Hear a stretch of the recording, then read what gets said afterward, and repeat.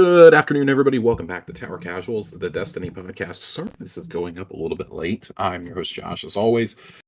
Corey is out on a work trip this weekend, but I'm here. I've rallied. I have been really sick the last couple of days. I'm not going to front with y'all. Not sleeping. Had a really, really wicked stomach bug. So, really hoping I'm not getting ready to go through norovirus again. I had that right before Christmas, and that was terrible. But that's a risk you take living with a nurse. Gonna be kind of a quick one today. There hasn't been a ton that I feel like we need to talk about over the last few weeks, but we're gonna talk a little bit of the story and how that's progressed, and then we're gonna talk some Trials revamp, and last but certainly not the least, we got to talk about both this new exotic mission that we got that was a secret, and we got to talk Sundered Doctrine, because I haven't had a chance to really dive into Sundered Doctrine yet here on the show. I apologize. Normally, you guys would get a dungeon review, and I've been really behind the ball. The last couple weeks I've been insanely busy. I've had a lot going on, so I haven't really circled back to it yet, unfortunately. But my plan is to talk about it today. So let's get into it.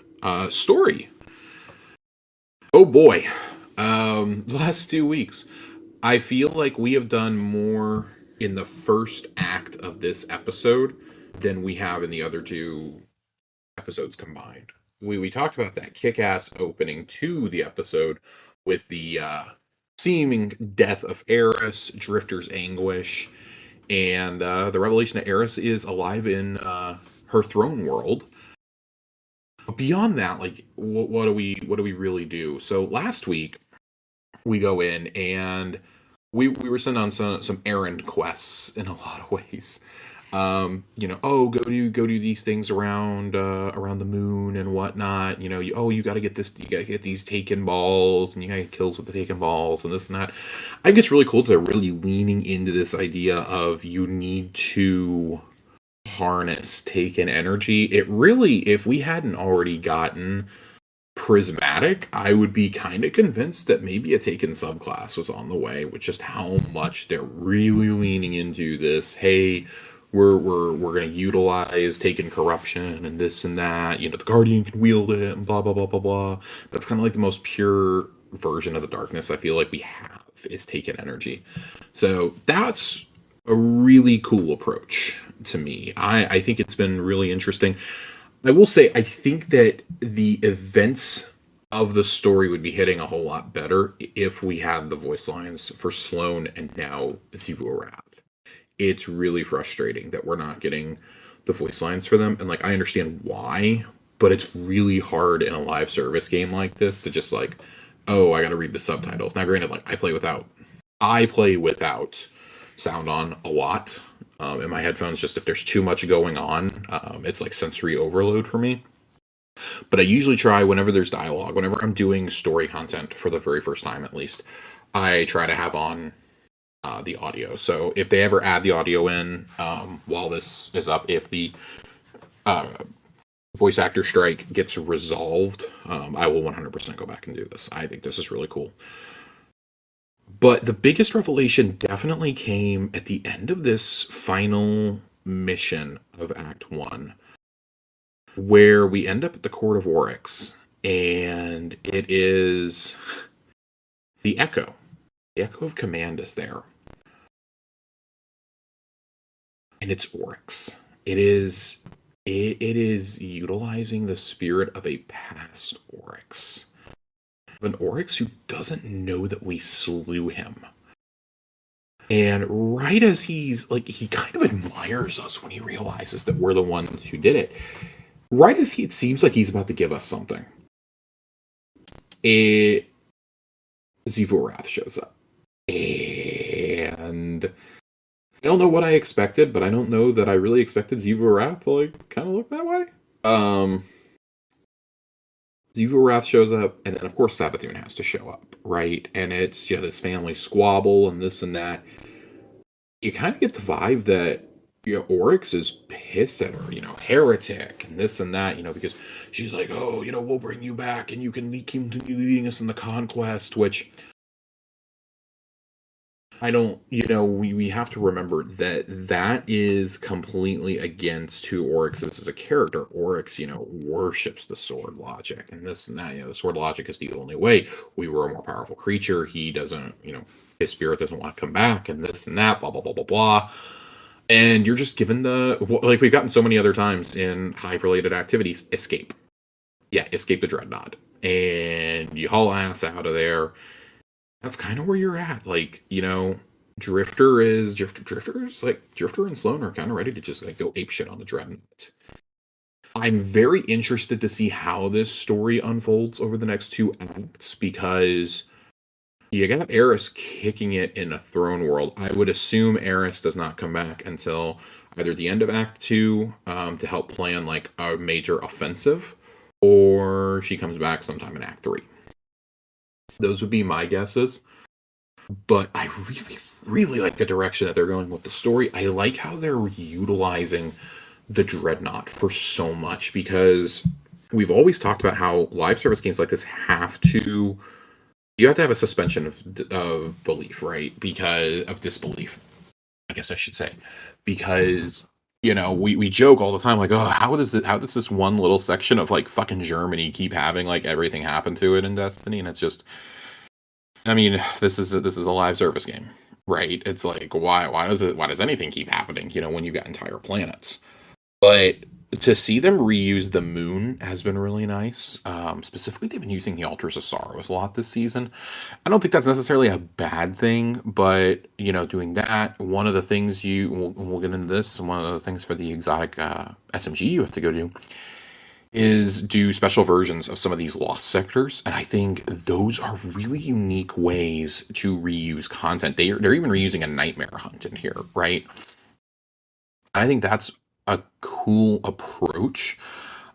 I've definitely obviously I've seen better, but to reuse content that way, I think is something that should be commended. However, this is something that should have been done years ago. Like, once again, we're looking at this going, yeah, if you would have used this in like seasonal activities, 2-3 years ago, maybe we wouldn't be complaining as much. Like, I always thought bringing the Leviathan back for Haunted was really cool, but that's kind of the straw that broke the camel's back for me in a lot of ways. Because, yeah, you reused an area, but you made it into one giant public event, essentially. That's really what you did. So, I think reusing the Lost Sectors and the Nightmare Hunt and the Altars of Sorrow, I think that's all been really cool. What I'm really liking, though, is what they've done with the Dreadnaught. I think unlocking more of the Dreadnaught throughout the coming is a really good approach. And at the same time, bringing us back to a destination that we last saw in D1, outside of the intro to Kingsfall, obviously, has been really cool because all the same pathways are still there. All the invisible platforms still kind of there. I'm really, really liking it. I think this is cool, but it's different enough. And this echoes what, I don't remember who said it years ago. I want to say it was either Luke Smith or Joe Blackburn. It was one of those guys said this, that if they brought back a destination from D1, if they brought anything back from D1, they wanted to make it feel new and unique to D2.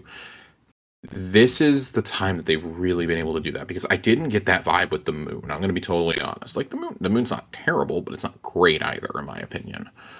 We got like 1 or 2 new sections, and kind of tacked on to the end, and we kind of never went there. It's where we land at, and we just kind of never really went back there. I have been very, very, very, very, very happy with what they've done here. I think, and I mean, I guess I shouldn't even bash the moon that much, because you had all the stuff underneath. You had the new catacombs leading to the pyramid ship, and yada yada yada. You had the lost sectors. Like, it's fine. Like, that was kind of a prototype for here. I guess the thing I would complain more about is the Cosmodrome. The Cosmodrome really just felt exactly like it was in D1, and that was very much by design. I feel way different about this. I think the Dreadnaught is what I imagine you revamping a destination for another game looks like. So I'm enjoying it. I think it's been very cool. You guys know I have always loved the Dreadnought. There's one thing I don't like about the Dreadnought though, and that is exploring on foot. Exploring on foot in the Dreadnought kind of sucks ass. But other than that, it's been a good time. It's been a pretty good time. Other than that, you start remembering all the pathways and the most efficient ways to get places. Next week, we're going to get into a lot of the weapon drops that you can get in the Dreadnought. I've been playing around with a lot of them, and I just kind of want to take like next week or the next episode, not next week, but the next episode, to just dive in. Not only that, but like full on. Here's the best way. Here's like all the weapons you can get in Act One. I've had strangely fortunate luck with a lot of my drops, so even got some of those gold shinies in there. Which God, the seasonal weapons look cool, but the gold ones, oh, the gold ones, they look so good. Very, very happy that I've managed to get an AR, a grenade launcher, and a LMG. I don't think I have god rolls on any of them. Maybe the AR I have, but I have normal god rolls because they just shower you in loot, which is kind of the next thing I want to talk about. The loot, the absolute insane amount of loot that you get in the Nether is just, this is how things should be. This is how things should be in seasonal activities. We should have been here years ago. We praised Breach Executable. Was it Breach Executable? I want to say it was Breach. No, it was one of the activities you could do. I don't know if it was Breach Executable, but it was there was an activity in the first Act of Echoes that showered you in loot, just absolutely drenched you in it, and it was basically a glorified public event, but it just drowned you in so much loot you didn't give a shit.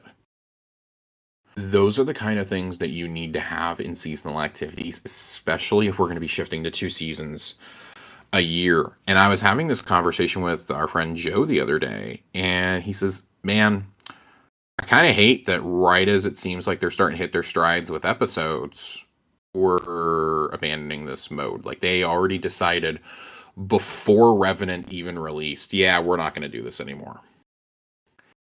This is kind of indicative of Bungie as a whole. We went through this when they did seasons for the first time. I don't know if anybody remembers, but the first season was bad.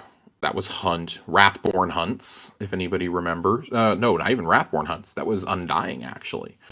Undying was bad. That was, and at the time we're like, oh, okay, I don't know why people think this is bad. And then, like, we saw what an actual decent season could look like with Dawn, and was like, oh yeah, that was really bad. Dawn was fine. Dawn's fine. It had really good story implications, but just about everything else about it was rough. Then you had Worthy. Worthy was kind of the straw that broke the camel's back for a lot of people. It was the beginning of COVID.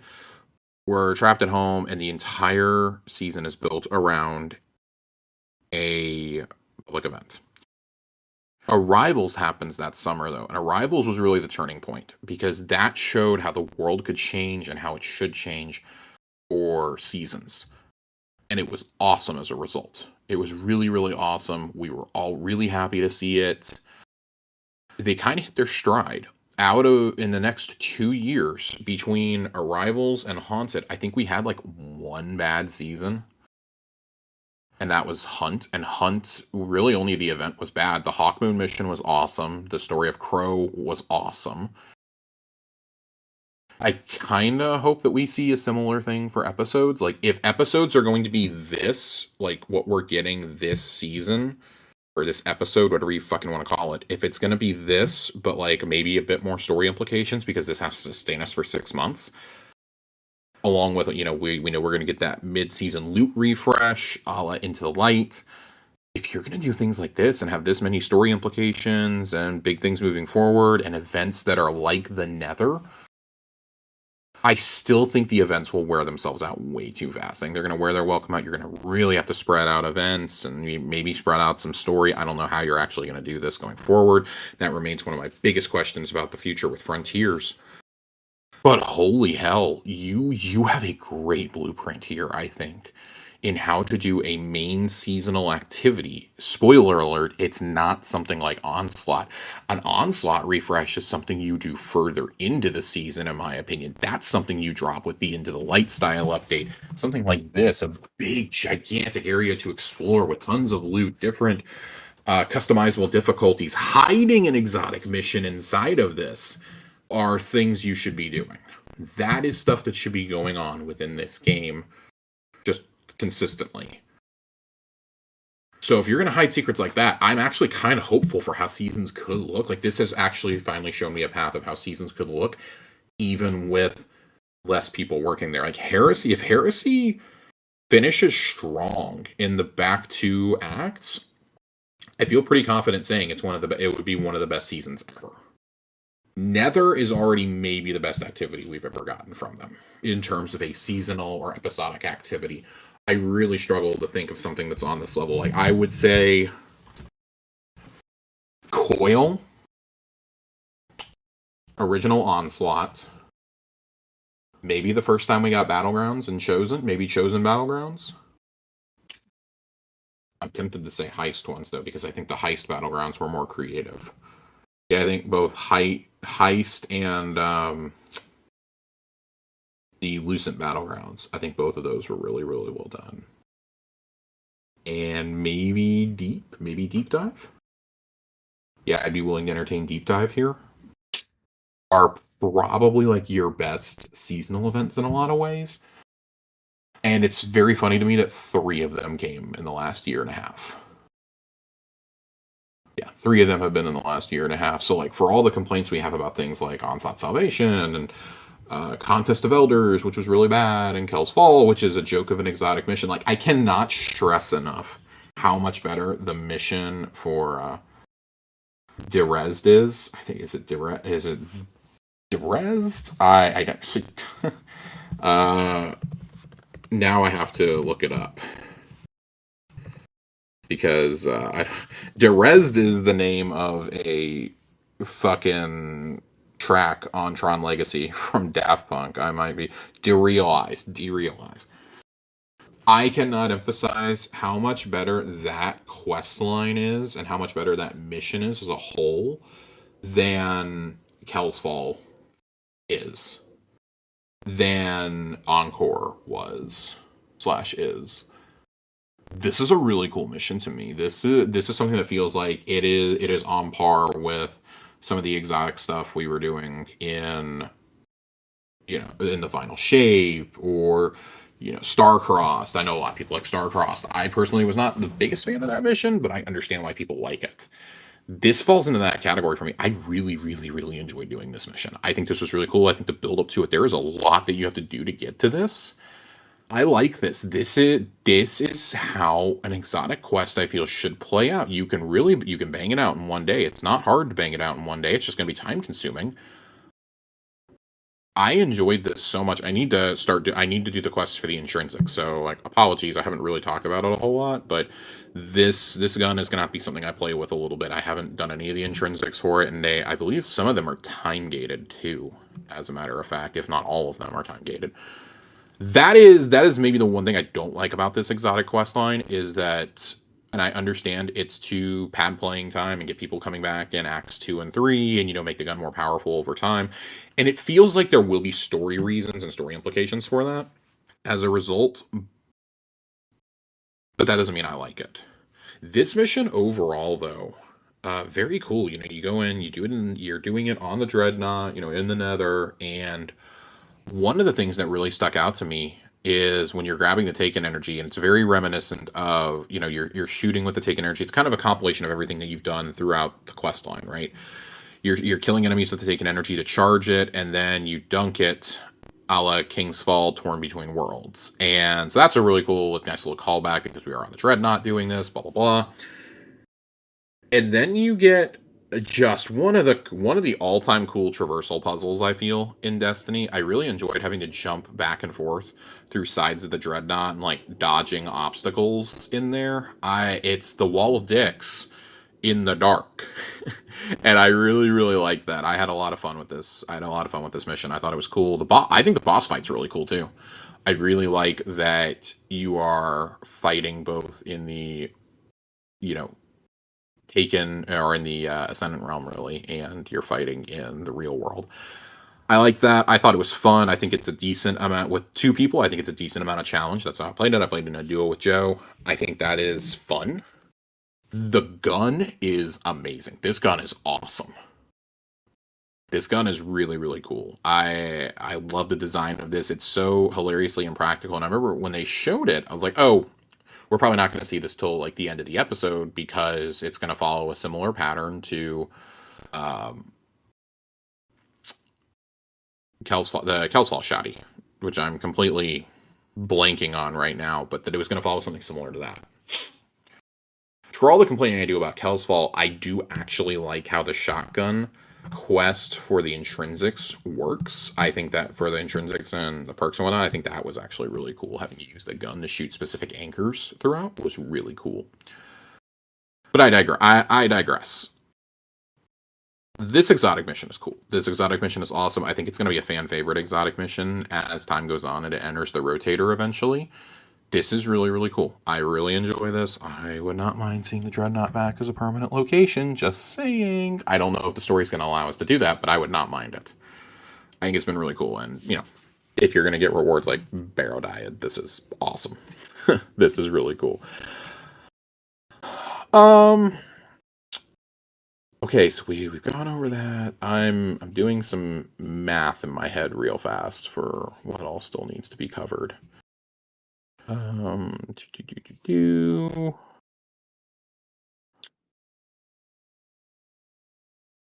Yeah, so something else. We had a request to touch on this from a few folks in the Discord, so I want to make sure that we get to it and that we're talking about it. But the Trials rework has happened. Let me tell you something. This is not bad. I want to be very, very, very, very, very clear. I do not have a problem with this. I'm okay with this. It's cool.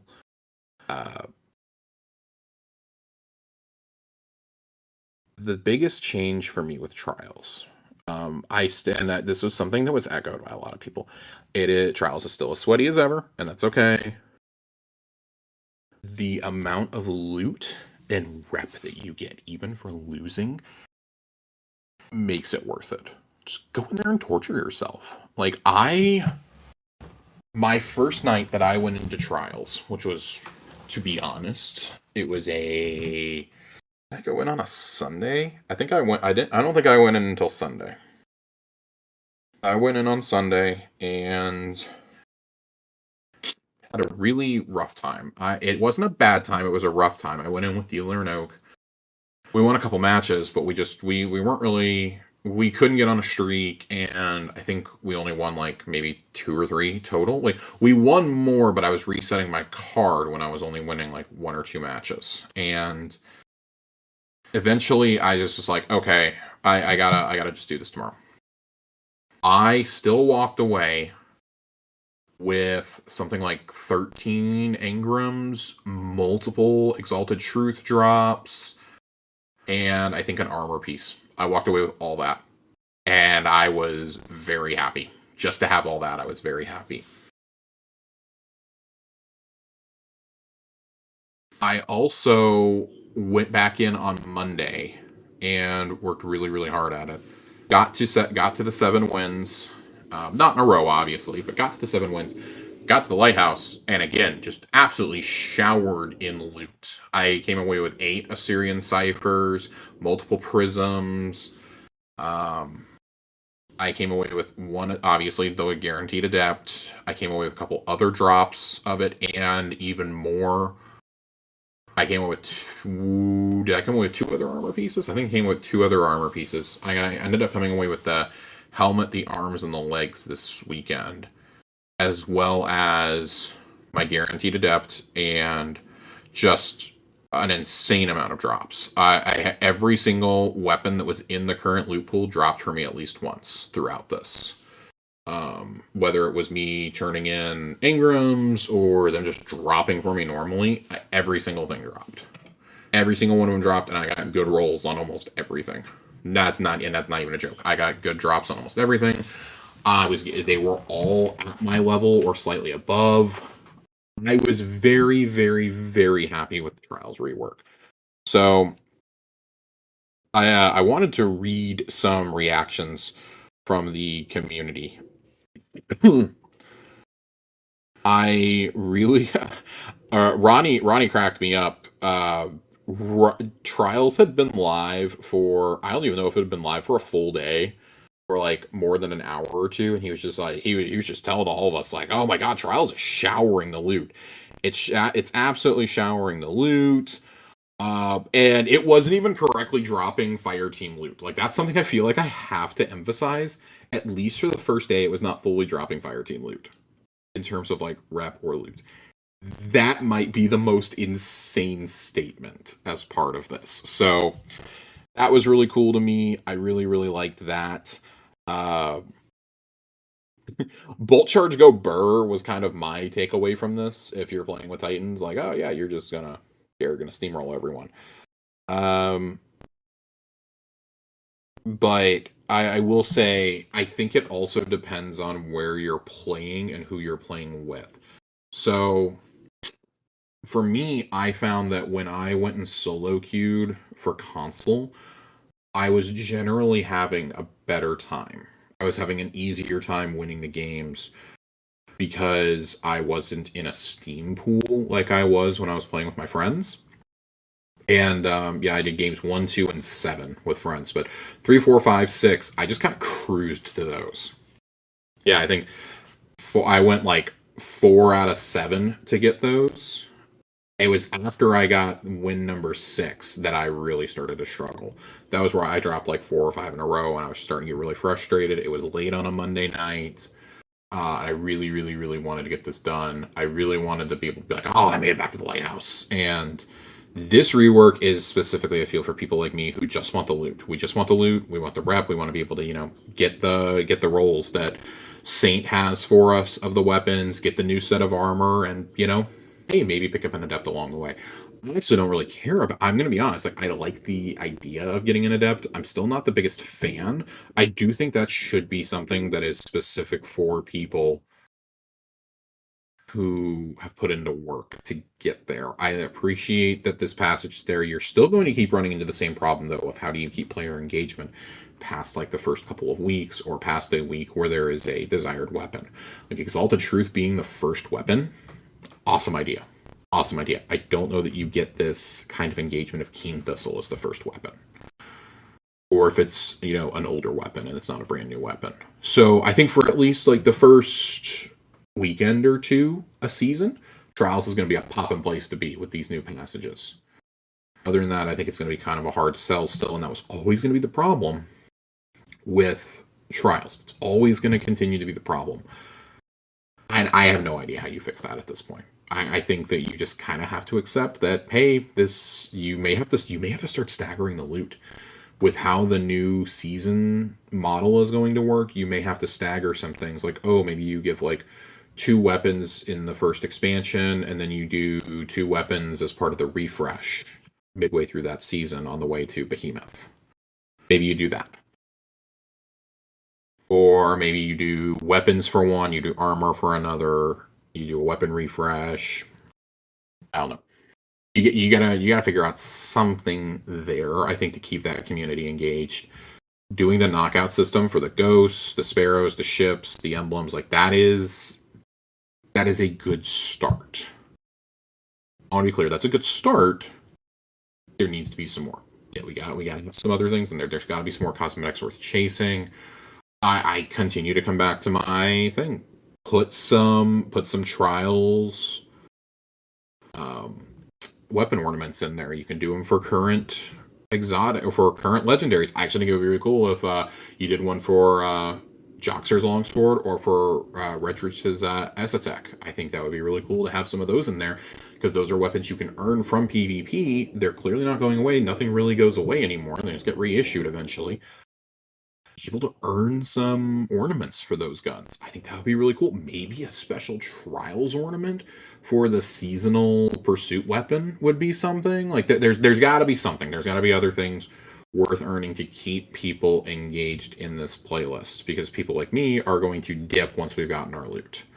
I would love to get the Ghost, the Sparrow, the ship. If they ever did a skimmer, I would love to get all that. I'm okay with not having that right now because there is so much other stuff to do in the game. I feel that okay, I'm not like super pressed about this, at least not in Act 1. As it goes on, I'll probably be like, I really want to do this some more. You know, we're almost we're 3 weeks into the season. We've had 1 week of trials so far, because the first week was the dungeon, then we had trials, now we have Iron Banner. We're gonna have trials again next weekend. I've got opinions on it. Titan wrote in and said, Bolt Charge is allowing me to 2 bursts with Outbreak. Tiger Jesus said, Le Monarch with Bolt Charge. I believe Tiger Jesus said this was his first time making it to the Lighthouse. Closest I've ever been was 6-win streak during House of Wolves in the OG trials. It's been a struggle ever since. Finally feels nice to see my character make it. I felt the same way when I made it during the Lost rework, to finally get to the Lighthouse after so many years of just wanting to get there. I had a friend who was going every single weekend in D1. It felt so good to finally get there. Like I genuinely like got really emotional, because it's like that was the one thing that had eluded me in Destiny for so long, was making it to the Lighthouse. And I was one of those people. I was like, if I just make it once, I'll be happy. I don't care if it's on a week. If I do it on a weekend when it's like a shitty weapon or whatever. I can't not tell you the amount of times Eye of Soul has been the adept weapon when I've been able to make it. Just by like pure cosmic coincidence, it's always been when it's a terrible drop. But I enjoyed it. Ronnie says, I've been 7 times before this rework. This time I've been twice. I'll probably reset my card again here in a bit. I have some good, some not so good thoughts. Saint, I would say finishing 3 wins in a row, then finishing that card out for a guaranteed adept is nice. But when I got 7 wins in a row, I got 6 adepts and 10 ciphers. That is fucking wild. Like, the better you are, the more loot you get. I felt like I was getting showered in it when I'm not even that good. I didn't even hit a 3 streak. I didn't even hit a 3-win streak in this. And I felt like I was just showered in it. I was very, very excited. I still really liked it. It was a lot of fun. It's good. I think right now it's good.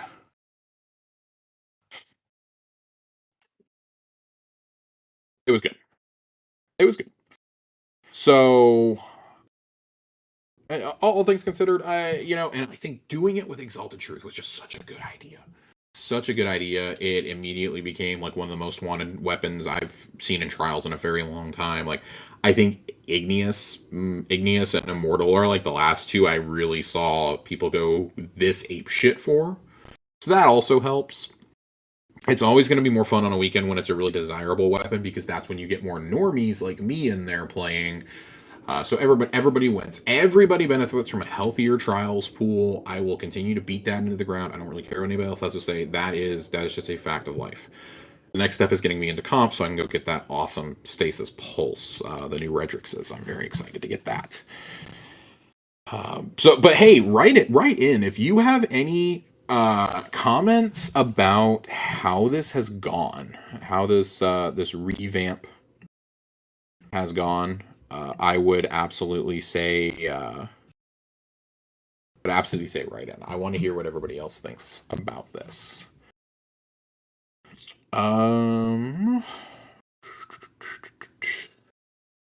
Last piece of business I really feel like we gotta get to, and then we have some questions to kind of end everything.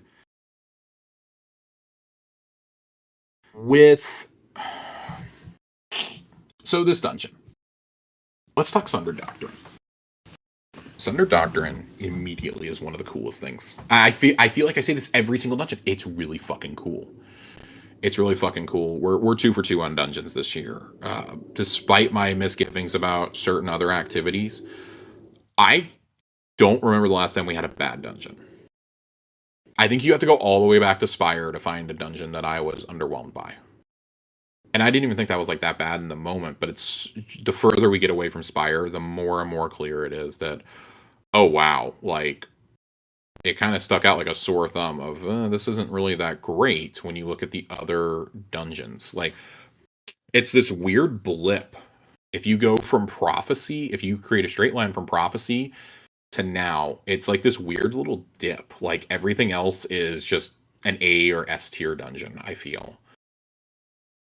Sundered Doctrine, I don't know if I would say that it's a top 2 dungeon, but it's pretty close. It's top 3. It's top 3 for me. I think this is awesome.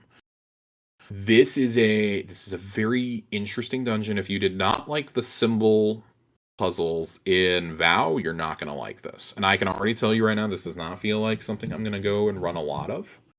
I don't feel like I'm going to be farming this dungeon a ton outside of second encounter.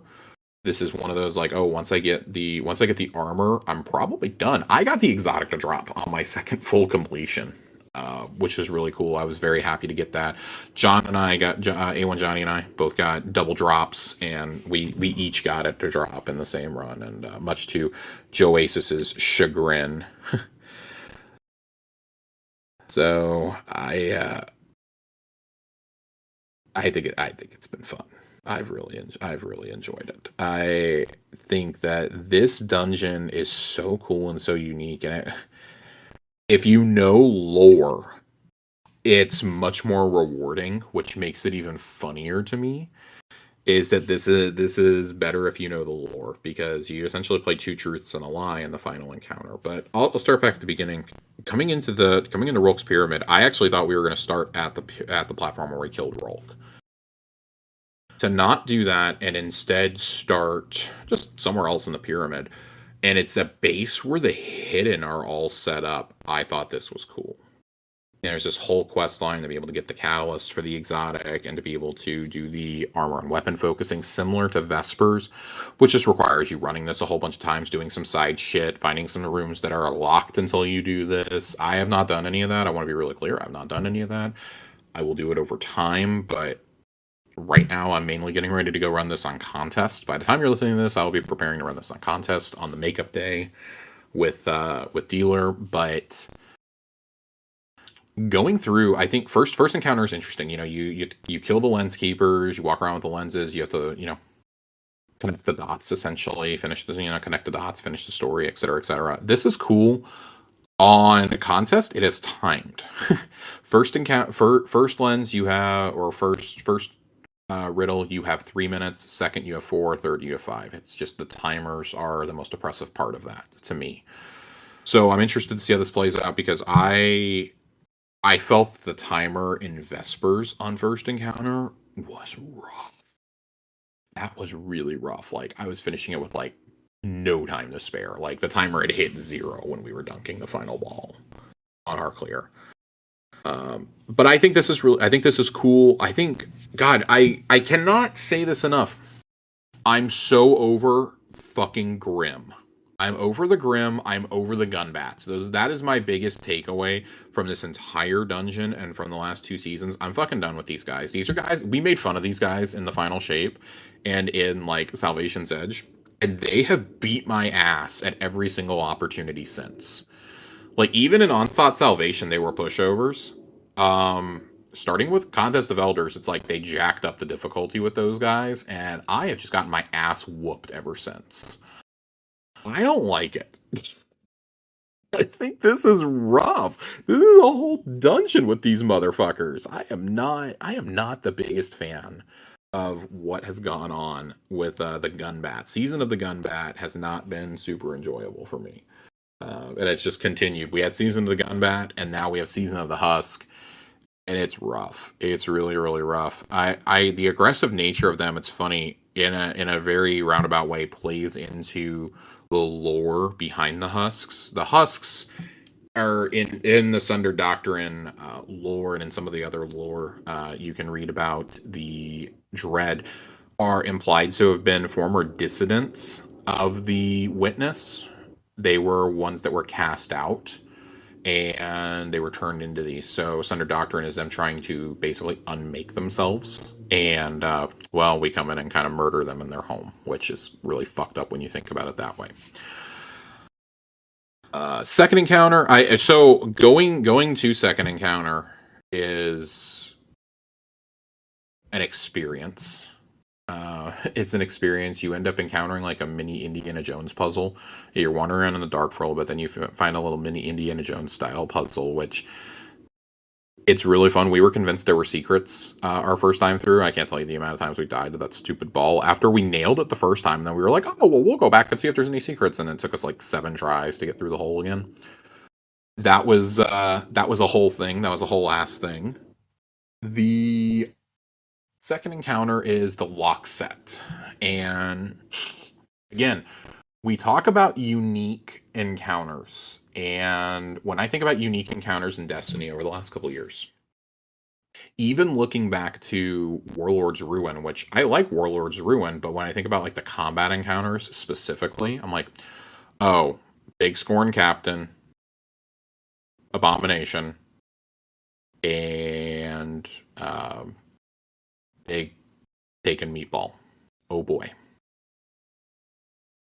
When I look at Vespers and I look at this, it feels very clear that the stakes have been raised. The encounters immediately feel more challenging and more rewarding when you get them done. It kind of feels akin to the first time that I did Prophecy or the first time that I did something like Duality with those mechanics. But even then, this goes beyond just like killing things. This is, you got to figure out puzzles. You got to do puzzles in the encounter. They have felt so much more raid-like. And I think that's really important if we're going to be dropping to 1 dungeon a year and 1 raid a year. It's so important that this feels like a raid, in my opinion. And I think they've been nailing that. I think they've really nailed that in a really, really special way. The Zotic lock set is really cool. I wish we would have figured it out sooner. Like, each of the symbols corresponds to what you spawn in, and they stack on each other, too. The amount of fucking ogres that we had in my first clear is just insane. And then we all just figured out, oh, kill, stop. Yeah. And Bolt Charge, go burr. Yeah, which a lot of us hadn't figured out yet at that point. At least I hadn't. So, you do the lock set, and the way it takes damage is really weird because the boss is like hidden underneath the map. So it's why things like Anarchy work so well here, because the damage gets distributed between everything. I thought that was really cool. It's fun. It's cool. I like that. You push the eye. We joked maybe you have to push one of these Shrieker eyes into the hole, and sure enough, you do. You do another little mini puzzle, and you're at Final Encounter. Final Encounter is cool when you do 2 Truths and a Lie. I like that the symbols stay in the same place every single run, because holy shit, it would get so annoying running around looking for these. What was the most annoying part for us, I think, was trying to figure out that there were other rooms, because we were like, oh well, there's not any symbols. Like, what the fuck are we supposed to do? And then we found the room off to the left first, and we are like, oh, okay. Even though that door is definitely a death trap, we found that was interesting, and we still weren't getting it. We were getting it, and we kind of stumbled on it by accident, figuring out they were trying to tell stories, and we tried it with inputting, well, this is what happens in the lore, and nothing happens, so we did it with the other way, and it would take the shield down, but it was only taking it like part way because certain other things were still lit up. We found the second room eventually, and once we found the second room, we were cooking. Yeah, we were just cooking at that point. That is, again, you want to talk about an interesting encounter. That dude constantly suspends you, and it is so annoying. It is so aggravating that he's constantly suspending you.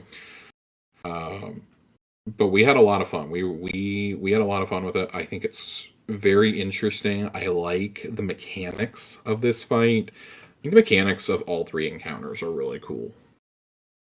I think it also proves that you don't have to have a big old boss to be a good encounter. We kind of see this in... It's not a technical encounter to me, but we see this with the Maze and Ranix in Vesper's Host. That's a very cool one to me.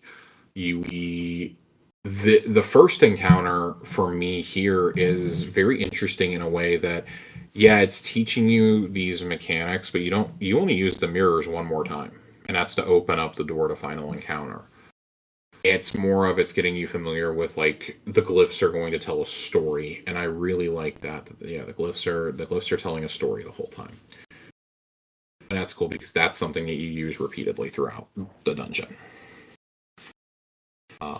Overall loot, I don't know how I feel about the armor here. The armor, I like the pyramid architecture on the armor, and I think if you combine this with like Salvation's Edge armor, it looks a lot better. It's rough. It's not bad. It's definitely rough though. Rough would maybe be a bit of an understatement, but it's a little unique. It's a little rough. The weapons are kick ass. All four of the weapons are absolute bangers. You have the Void Slug Shotty, you have the two burst Strand Hand Cannon, you have I believe it's an Arc Scout, it's the only weapon I don't have, and then you have the Strand Trace. The Strand Trace might be my favorite weapon ever in a dungeon. Well, Velocity Baton notwithstanding. This is maybe my favorite one. This was awesome. This is a really, really cool gun. You get a brand new perk on it, Detonator Beam. Detonator Beam is just chef's kiss. Chef's kiss. I haven't gotten it on this. I got it on the new Arc Trace from Iron Banner. But that is a really, really cool perk already. Really a big fan. Need to use the exotic a little bit more, but yeah, I think the loot is good. Second encounter is absolutely where you want to go to the farm. You want to go to farm.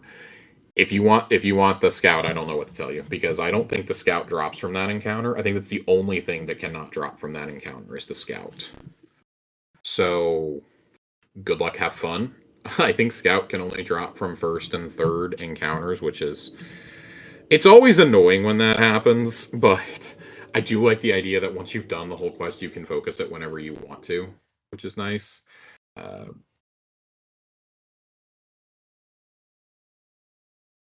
I think I really need to play this dungeon a couple more times to like really form really good thoughts on it beyond like, yeah, it's kick ass, it's really good. I don't like just providing that as a okay, so I'm wrong. Here's the loot table. I was actually completely wrong on this. So the loot table for armor or for weapons, excuse me. First encounter, you can get the scout, you can get the hand cannon, you can get the trace. Second encounter, you can get scout, shotgun, trace, and then final encounter, you can get any of the weapons. So I was totally wrong. The other thing is you can only get the chest piece from final encounter. You can only get chest piece from final encounter, and of course you get the what you call it, the class item from doing the quest, just like before. I don't have a problem with this. I think that it incentivizes you to go run that final encounter, but again, like beyond the quest line, the chest piece, and the exotic, there's not a whole lot of reason to go past second encounter, in my opinion. This is something that, like, if I'm going to go farm these weapons, I'm probably just going to get second encounter checkpoint and run second encounter a lot. First isn't bad, it's just time consuming. It's just time consuming more than anything, I feel, to do first encounter. Um, but that second encounter's not bad at all. Even third with a competent team, third is not bad. If you scrap something at checkpoint bot, it's not bad. I would actually rather farm second or third than first, just because first is, I don't know, it can take a while. It can be time consuming, but you can pretty much one, if not guaranteed two phase the boss, and then second encounter. I mean, you can do that in under a minute. You can just do like you can do that in like 90 seconds, not under a minute maybe, but close. You can do it in like 60 to 90 seconds, minute and a half per run easily on normal. I feel so. That's going to be a good one. That's going to be a good encounter to go farm for Artifice Armor.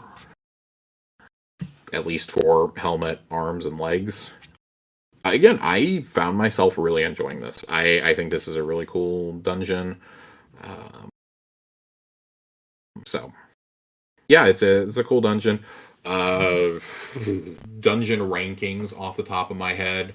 I don't have anybody here to like really talk about the dungeon with, so that's why you're just kind of getting like some shots from the hip here in terms of my thoughts about Sundered Doctrine. Um, this is the most haphazarded review I've done of a dungeon in a long time. I found myself not as engaged this time around. Not that it's a and that's nothing to say about the quality of this dungeon. I've honestly gone back and forth on if this is like 2 or 3 in my book.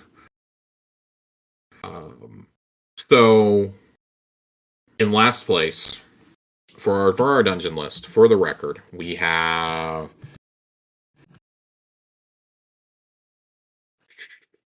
1, 2, 3, 4, 5, 6, 7, 8, 9. We have 10. We officially have 10 dungeons out as of now. And if I had to hazard a guess, I would have to go all the way back again. Like I'd have to go all the way back to Spire of the Watcher to say that I have. There's the dungeon that I'm not like super thrilled with. Spire of the Watcher was our 6th dungeon for the record. So, and I mean going back even further, and I wasn't even disappointed in Spire. I think Spire is fun, but you can do it in less time than you can the Barrow Dyad mission. For God's sake, I would have to go all the way back to like Pit of Heresy to actually find one that I was like, yeah, I'm actually disappointed in this. And I think Shattered Throne is still really cool. So Pit of Heresy comes in last. Pit of Heresy is 10th. It's not even a question for me. Pit of Heresy is 10th.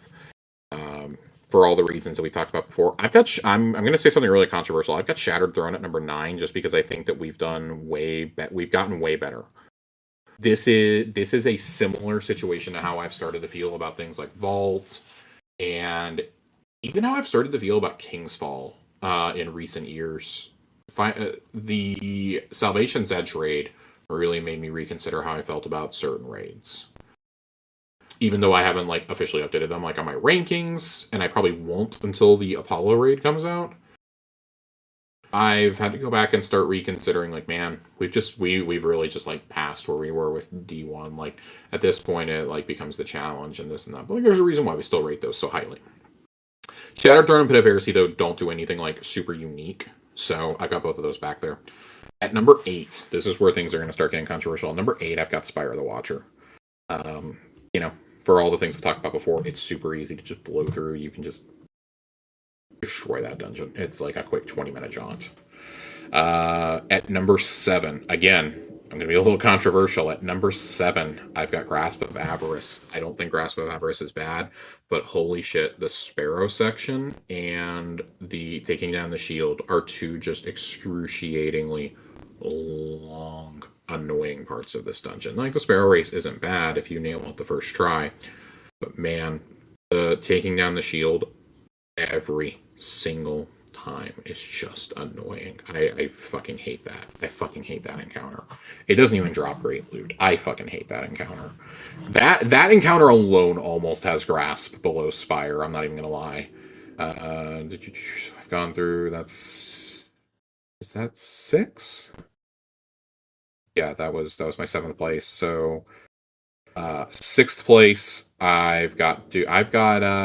6th place I've got Ghost of the Deep. I don't think Ghost of the Deep is a bad dungeon. I want to be really clear. Everything from here on out is awesome. I would even say from Grasp of Avarice forward. Grasp of Avarice is really cool outside of that fucking shield. I've got not duality. I've got Ghost of the Deep here because, man, the water traversal sections have just not aged well. It has not aged well. That takes so much time every single time you do it. That is the main reason, and I think Final Encounter can be a gigantic slog. That can be a gigantic slog if you're not doing optimal DPS, and let's be honest, a lot of folks are not doing optimal DPS in there. That's a fucking slog.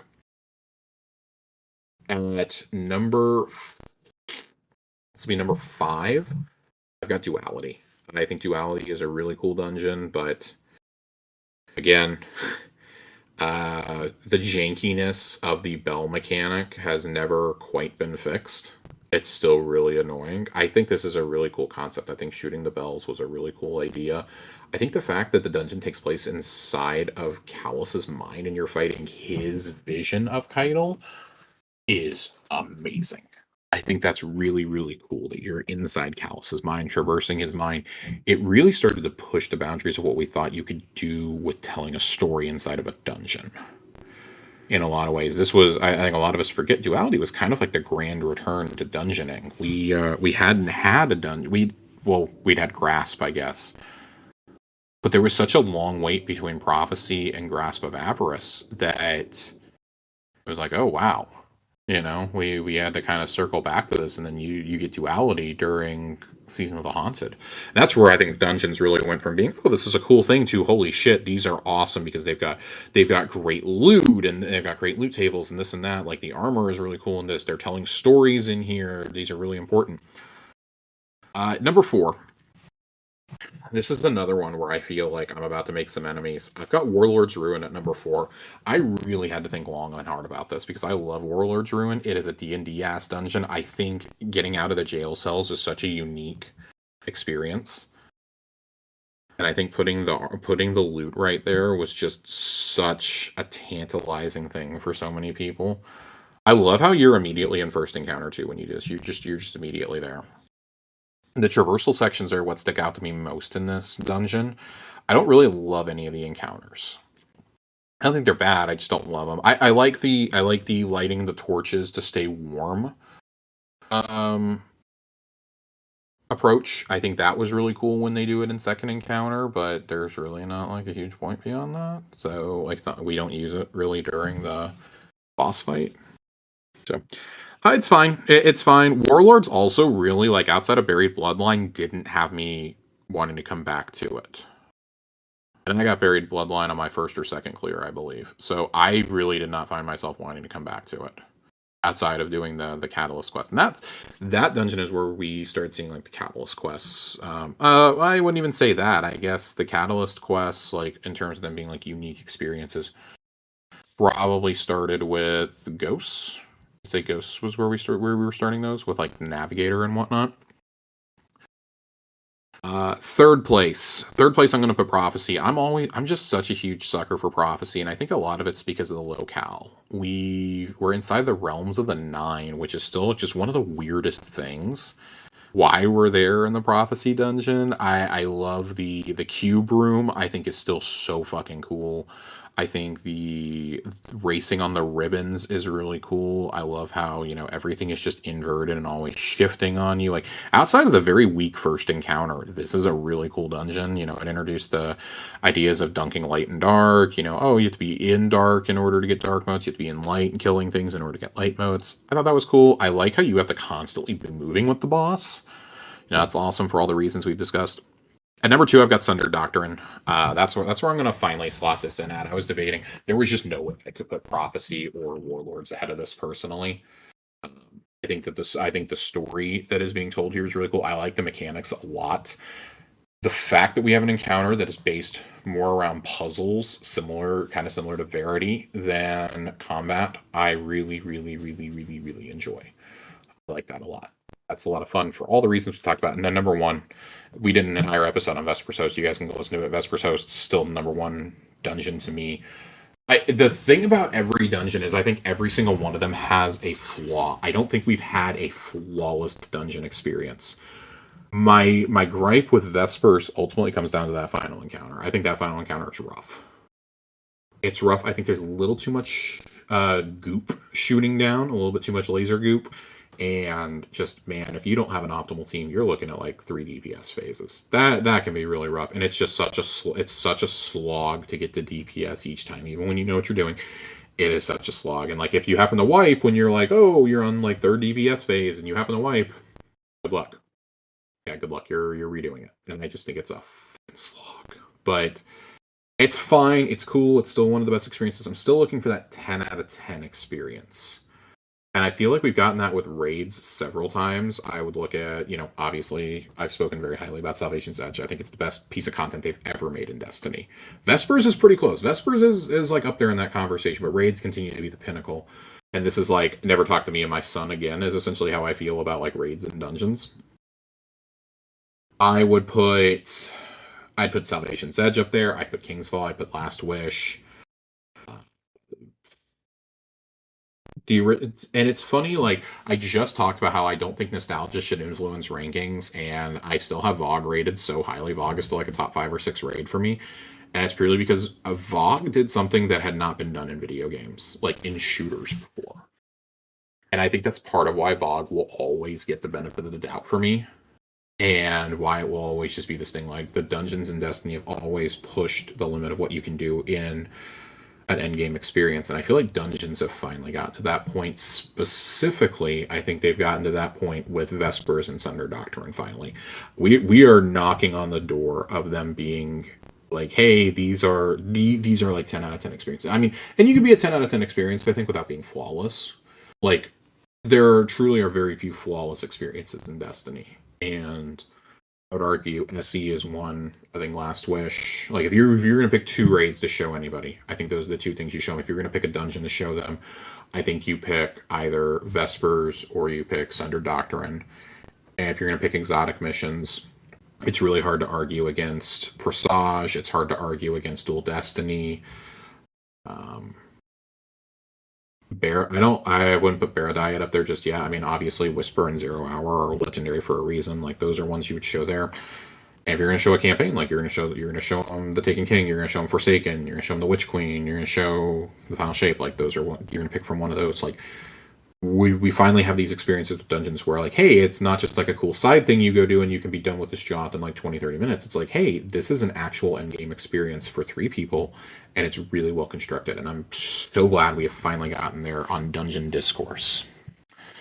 I'm looking through the I am looking through the what you call it's, the TWABs from the last couple weeks. Nothing like really super jumping out to me on a lot of this.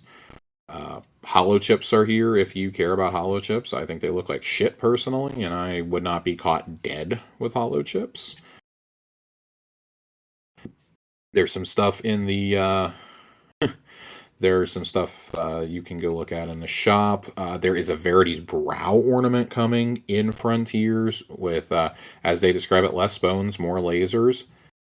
This looks cool. It looks very like Splinter Cell esque, which is a little bit of a weird choice, I think, for Verities, but I still like it. The other thing that I would call out here is,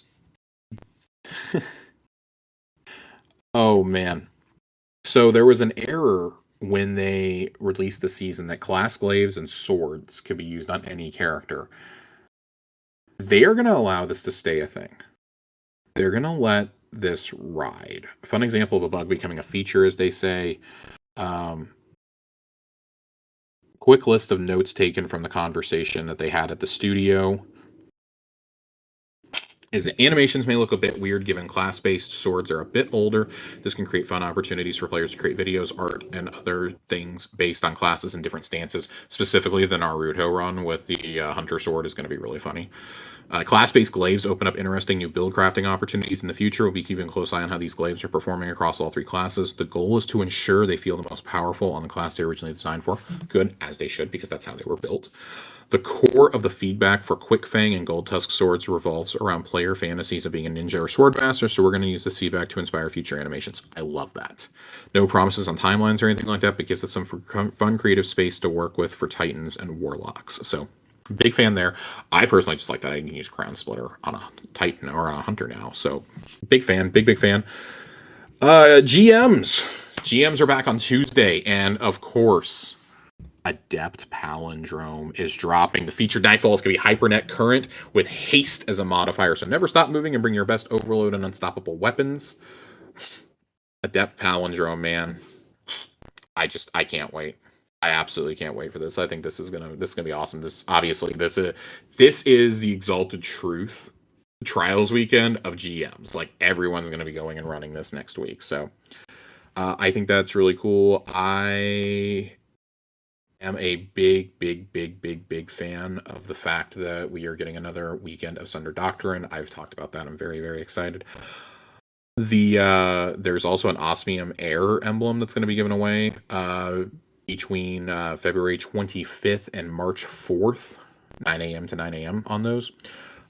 For certain teams, they're going to be doing it. So I Really, really look forward to this. I personally think that emblem is awesome, but yeah, we'll see what happens.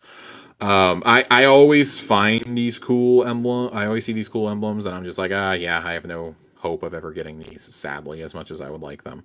So it is what it is.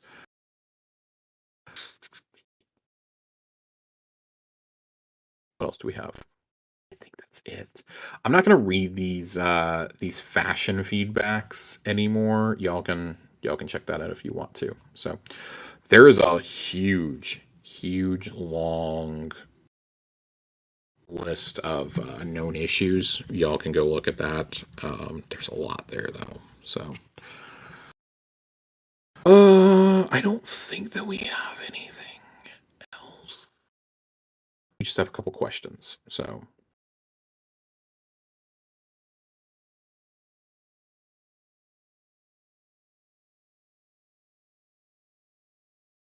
yeah, we just have a couple questions to get to really fast. And these are legitimately going to be very quick. Jiggly Panda writes in, we already answered Jiggly Panda's first question, what are your thoughts on Oryx being back? I think it's cool. I think it's an interesting approach to keep Oryx in the story, but holy shit, I really hope this is the end of Oryx. We killed it. We beat him in Taken King. We beat him in King's Fall. We have fought his Nightmare a couple of times. We fought nightmares of him and Crota. We have fought to keep Zulamok from resurrecting him. We have killed a wizard sent by the Lucent Hive to resurrect him. I am over Oryx. I'm over Oryx. I'm over the Hive Gods as a whole. Like, I really hope this is the end of their storyline, but knowing my luck, it's not going to be, unfortunately.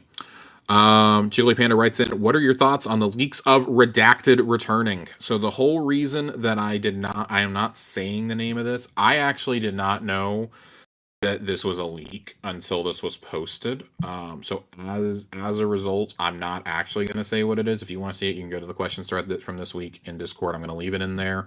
It's nothing like groundbreaking, but it is something that was speculated for. I've seen this speculated for like 3 expansions straight now that it's coming back. If it really is coming back, which again, I am taking this with like the barest minimum of, grain of salt that it's actually coming back, considering like the people I have seen sourcing it, quote unquote. If it does come back, cool. I really don't care about this weapon. I'm gonna be totally honest. I think it was more of a gimmick when it was introduced in, D1. I'll just go ahead and say it. It's a returning D1 exotic. I think it was more of a gimmick than anything, and I just personally don't really care. I'm glad that so many people like this, and I think a lot of that's because like they're going to go make trick shot videos about it, this and that. I am completely unmoved. This does nothing for me. Red Death coming back was way more exciting to me because they found a way to make Red Death work in D2 without breaking the game completely. So I don't really care. I'm kind of over D1 weapons. I don't really want anything else back. The only thing I still want from D1 is Wrath of the Machine. Justice for Wrath of the Machine. These Star Wars cosmetics better pay for Wrath of the Machine. They better pay for it because I want this really badly. I really want Wrath of the Machine in D2. And I'm probably never going to get it. I'm starting to accept that. Tiger Jesus writes in with our last question. Do the new aspects make up for the fact we did not get new exotic armor this season? Yes. The new Titan aspect is bananas. The new Titan and Warlock aspects are bananas. The Hunter one is really, really good in PvP. Like, it's like it's not groundbreaking, game breaking in a lot of ways in PvP. I really, really love it. It's obviously for that one, for me, it's been a much bigger hassle in Iron Banner than it was in just in my personal experience than it was in Trials. But I like it. I really like the new Hunter aspect. I don't know if it necessarily makes it up, but this is the argument I made to people. They have to do things like this regularly to keep you playing the other subclasses because all we've been on for almost a straight year now is Prismatic. With good reason. And that being said, I'm glad they have not added these to Prismatic. I don't think you need to. You got to give reasons to play those other classes. Now, if you want to take an aspect that's been around for, a millennia and put it on Prismatic from those classes, sure. I think Prismatic is eventually going to be the end-all be-all. Yeah, I do eventually, but I don't know if it'll be in the next year or two. I think it would almost take a hypothetical Destiny 3 for that to happen. And is there a subclass you wish had a new aspect? Yeah, Stasis. Stasis really needs some new. Stasis and Strand need some love. They need some love. We've seen Hunter Arc get completely rebuilt. We're now seeing a new aspect for Hunter Void, and two for Arc on Warlock and Titan, as well as there were some new aspects introduced during Prismatic as well. For Hunters, we got Ascension. We got Gunpowder Gamble a couple years ago. Like, everybody kind of got a pass during the 3.0s. It's way past time for Stasis to get some love. Stasis and Strand really, really, really need some love in that regard. I also want to see some new grenade options. I'd really like to see some new grenade options for both of those. I understand why we pushed so hard in the Prismatic, obviously, over the last year. I understand why, Strand maybe didn't get anything because, hey, that just got introduced in Lightfall. Stasis, it's well past time for Stasis to get some love. I think Stasis needs some more melee options, too, if we're being honest, across the classes. I think more grenade melee options for both would be really, really nice, as well as the aspects of it all. But yeah, I don't think this is... I think, this is fine. We don't always need new exotic armor. I would rather you put your time into making exotic armor that matters, and if you can't, like if you come up with an idea and you're like, oh man, we don't want to tie this to an exotic armor, then I would like for you to be like, well, hey, we'll punt this for like a few months, or we'll punt this for like 3 to 6 months, and we'll try and see if we can work it in as a new aspect instead. I think that would be better, personally. Beyond that, I don't know if we really have anything else. Yeah, I don't think we have really anything else here. I'm going to be totally honest. I think that's gonna about do it. Yeah, I think that's gonna about do it. So I want to thank everybody for listening. There's no watching, but anybody listening to this episode of Tower Casual. Sorry that's a little bit short. Again, I'm feeling really under the weather. I don't have my other member of the fire team flying in with me. It has been a really weird week, but I promise, despite my melancholiness, I really have enjoyed Sundered Doctrine. I really enjoyed that. I've really enjoyed Barrow Dyad. I think this first act has been just chef's kiss. Less time gating though going forward, please, Bungie. Like you gotta figure out the time gating of all this. Maybe you give us the weapon and then like, in Act 2 maybe is when you would drop like the catalyst stuff for it. I don't know. There's got to be better ways to do this, but I do appreciate that they're still experimenting. Just the artificial time gating is really frustrating. Like, you can get like some of the stuff, but you can't get the rest of it until Act 2. That's just do it all or nothing, baby. So, interested to see what the rest of this holds. Of course, we'll be back in 2 weeks, which puts us, I believe, a week or two ahead of the next story drop. So we'll be back with an episode for you roughly on the 7th of March. And we'll see how things fall for us at that point. But that's roughly when the next episode would be dropping to your feeds that morning. We're going to go over weapons. I want to talk about dungeon weapons more in depth. I want to talk about both of these exotics. And I want to be able to talk about some of the seasonal weapons because I finally am getting some testing in and I'm very, very excited. We have Witherhoard at home has fully arrived. I really like Lost Signal, but Psychopomp is just that thing's disgusting. But I say all that to have a good evening, have a good day, have a good weekend, whatever it is. And if you are going to enter a contest, may the odds be ever in your favor. And I will see you next time.